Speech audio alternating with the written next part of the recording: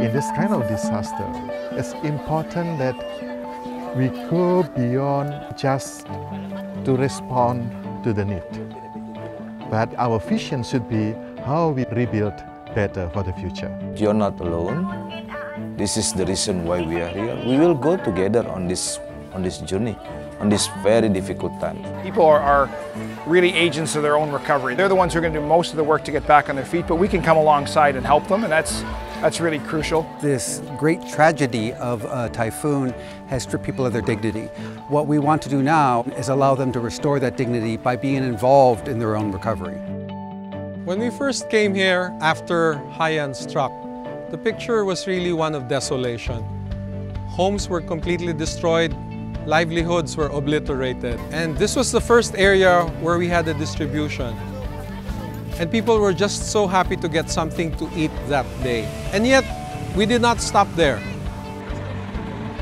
Nung sinabi sa akin na isa ako sa mabibigyan ng World Vision, talagang masaya ako dahil yan ang pinapangarap at hiningi ko sa Panginoon.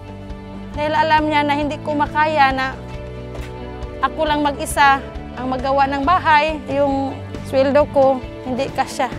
Kulang pa sa mga anak ko. Seeing that they now have solid homes where they can now build their dreams makes us feel that we have done something for them, and they say so themselves that now they can look forward and continue their lives. Noong dati po, pag narinig kami na may bagyo, nagpapanik kami dahil alam namin na hindi matibay ang bahay namin. Ngayon, matibay na talaga ang bahay namin, maganda pa. These people pick themselves up with encouragement from World Vision. We can see them rebuild their lives. And today we hear their stories, and they're in tears, but they are tears of joy. And as part of World Vision, I am proud to be part of this partnership. Salamat sa World Vision dahil binagyan kami ng ganitong kalaking bahay at patuloy po kayong bumigay ng mga ganito sa mga mahihirap at maraming salamat po. So far, we have just done what we should do and what we can do. To all our donors and supporters, we in the Philippines thank you from the bottom of our hearts.